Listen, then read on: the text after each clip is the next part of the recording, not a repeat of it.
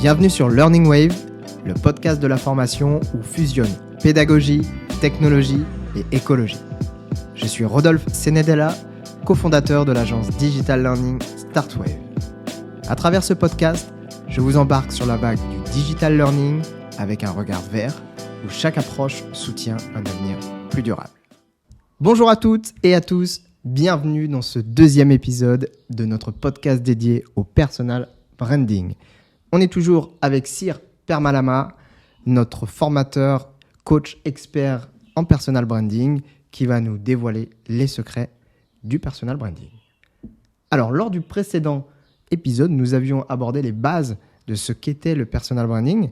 Et justement, Cyr, je te propose de nous rappeler en 3-4 points qu'est-ce qu'on peut retenir de cet épisode pour ceux et celles qui ne l'ont pas écouté. Et on vous invite bien sûr à aller l'écouter, même si on va récapituler rapidement ces points-là.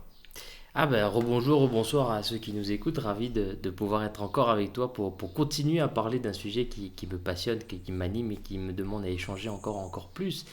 La dernière fois, on a partagé sur les bases du personal branding. On peut résumer ça en peut-être 3 points. L'art d'être soi, c'est-à-dire prendre plaisir à se développer et à découvrir qu'est-ce qu'on a à offrir au monde. Et du coup, ça fait 2 points. Et le troisième point, je dirais, c'est communiquer efficacement, mieux le communiquer aux gens avec les bonnes personnes surtout. Tout à fait. Et du coup, on va rebondir sur le communiquer efficacement, puisque établir sa stratégie de personal branding, c'est bien. Communiquer efficacement, c'est mieux. Comment on le fait ? On va l'aborder notamment à travers la notion de networking. Donc, on va redéfinir qu'est-ce que le networking et on va parler plus particulièrement aussi de l'authenticité. Être authentique dans sa communication, c'est une valeur importante dans le personal branding. Et puis, on abordera la frontière entre vie personnelle et vie professionnelle.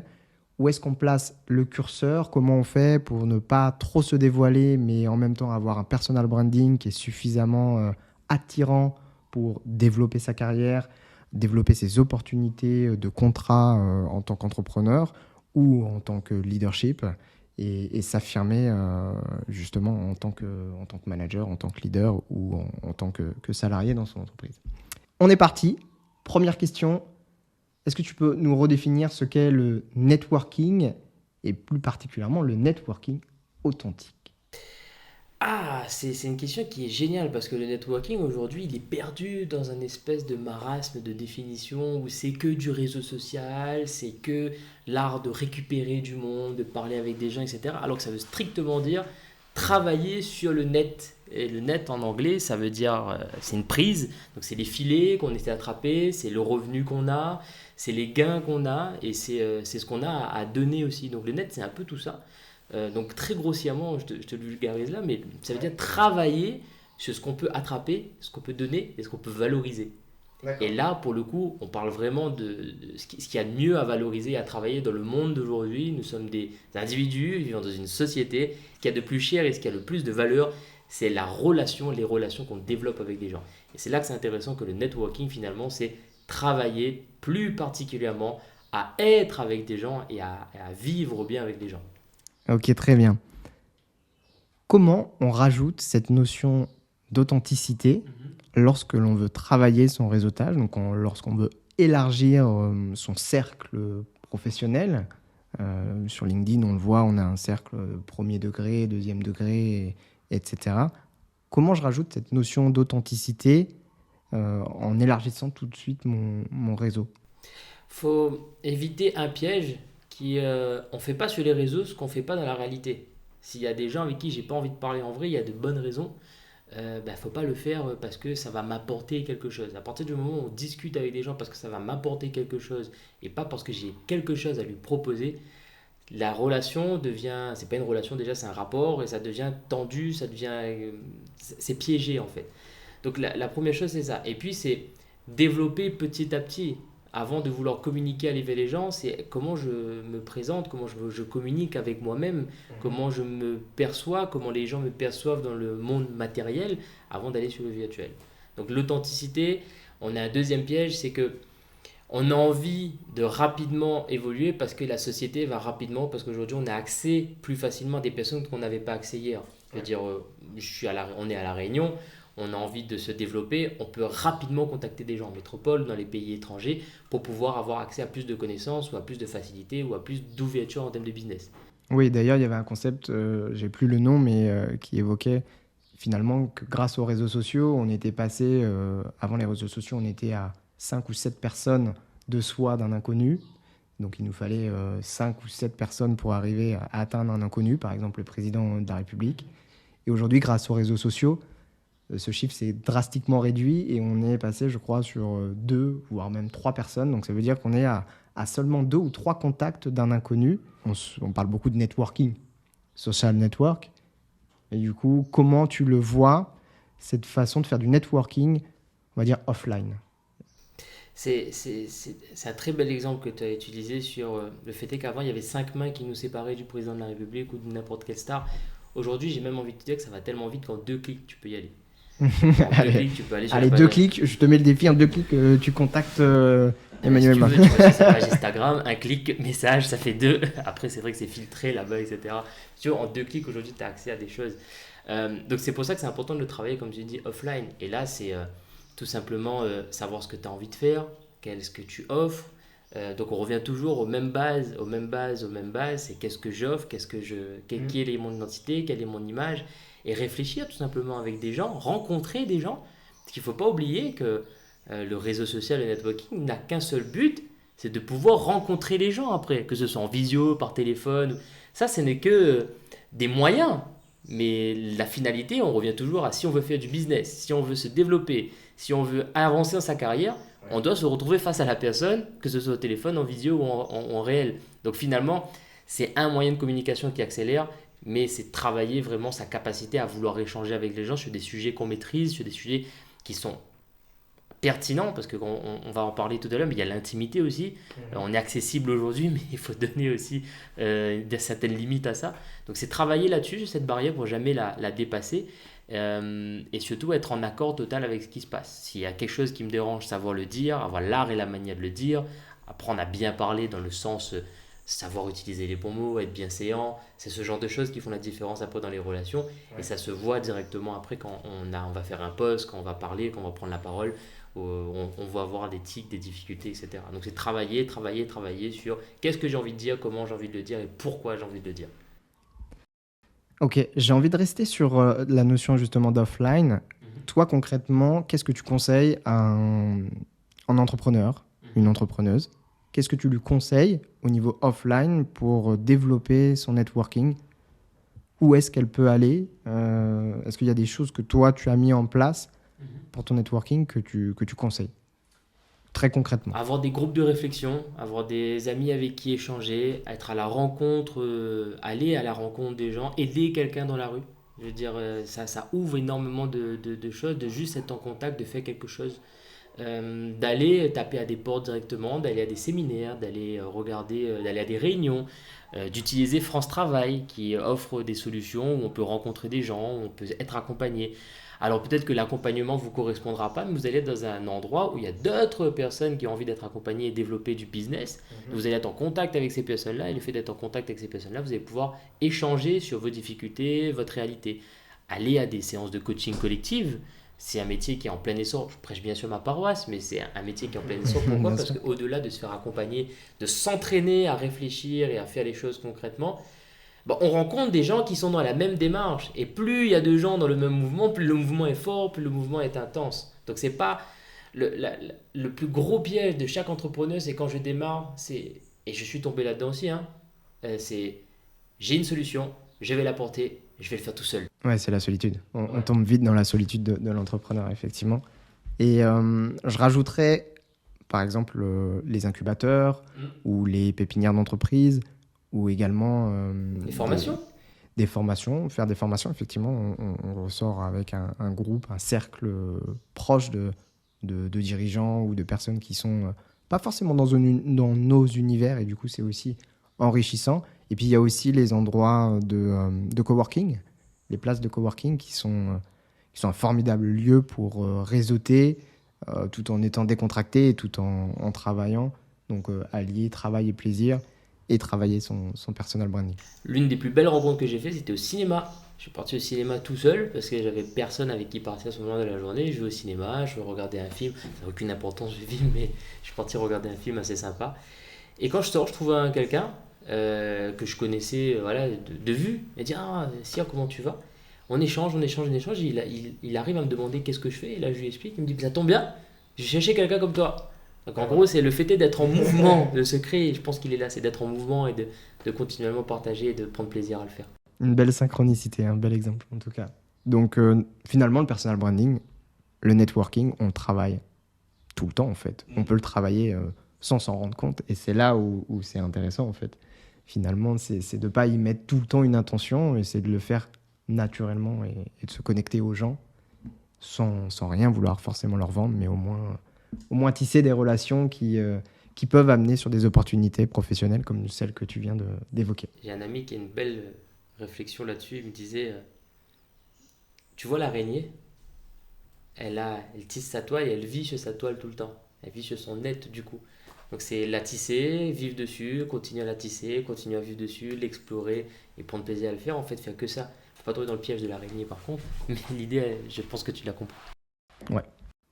Je te propose de rester sur une dernière question par rapport au networking authentique. Quel conseil tu donnerais pour être sûr justement et vérifier que quand je vais m'exprimer, je suis bien dans l'authenticité? C'est l'authenticité pour moi, c'est presque un synonyme de amour en fait. Et il y a une question que je me pose peut-être deux, trois fois par semaine, par jour, de temps en temps, c'est pourquoi j'aime ce que je fais. Pas pour me remettre en doute, quoique ça me remet quand même un petit peu en doute, en question sur certaines choses, mais pourquoi j'aime ce que je fais, qu'est-ce que j'aime là-dedans, et ça me donne des nouvelles idées à partager, de nouvelles manières de faire, de nouvelles manières de progresser, et ça me permet de toujours continuer à apprendre à aimer ce que je fais encore et encore et encore et encore, et apprendre à partager cette idée-là. Ça me rappelle le fameux why de Simon Sinek, que j'imagine que tu connais, et peut-être même tu utilises en formation. Bon, on est beaucoup dans les formations qui sont à mi-chemin entre le développement professionnel, le développement personnel. Il y a de l'ésotérique, il y a tout ça dedans qui sont mêlés. Le why, ça reste une question qui est très importante parce que ça démarre de soi. Et quand je te dis au départ que l'art d'être soi, c'est super important et c'est le personal branding, parce que tout démarre de là en fait. Ce que tu as dans ton cœur doit être dirigé également. Anthony Robbins, il dit ça, il parle de direct mind heart, c'est cerveau et cœur aligné pour pouvoir exprimer sa pensée. Tout à fait. Donc première chose, vous l'aviez vu dans l'épisode 1, pourquoi vous le faites, pourquoi vous voulez communiquer, et rappelez-vous cette question régulièrement. Vous serez sûr d'être toujours authentique dans la manière dont vous allez communiquer, dans la manière dont vous allez échanger avec les gens. Deuxième point très important sur le networking et ce réseautage, et surtout par rapport, je pense, aux réseaux sociaux. Est-ce qu'on doit le faire ? Quels sont les conseils que tu peux nous donner pour justement placer le curseur au bon endroit entre vie perso et vie pro en fonction de chacun de ses aspirations? J'ai envie de te dire, il n'y a pas de bonne pratique et il n'y a pas de mauvaise. En fait, c'est nous qui décidons quelle est la part qu'on doit dévoiler, quelle est la part qu'on doit garder. Et je reviens toujours à ce principe de vie réelle. J'invite pas tout le monde chez moi. C'est pas tous mes amis qui viennent à la maison. Il y a certains amis, c'est des amis de travail, donc on les voit en dehors. Il y a certains amis, c'est du sport, on se voit en dehors. Il y a certains amis intimes, il y a ma famille qui viennent à la maison. Donc il y a déjà cette barrière en fait qui est naturelle. On le ressent comme ça. Donc si on voit qu'on n'a pas envie de mettre quelque chose sur les réseaux et qu'on se dit non mais ça va faire du bruit, c'est génial, ça va, c'est pas bon, faut pas le faire. C'est juste ça, il faut s'écouter et se dire j'ai mes limites, si elles grandissent, si elles s'ouvrent au fur et à mesure, c'est tant mieux, si elles se rétrécissent au fur et à mesure, c'est tant mieux. Aujourd'hui avec l'IA, avec les réseaux sociaux, on a la capacité de dire ce qu'on a envie, on a la capacité de faire des chaînes qui sont faceless, on a la capacité de se montrer. Par contre, ce que j'observe, c'est qu'au bout d'un moment, quand on prend de l'ampleur, on finit naturellement à se montrer. Ouais, je confirme, pour l'avoir vécu en tant que formateur, alors c'est pas vraiment du personal branding, mais pour moi, ça se rapproche.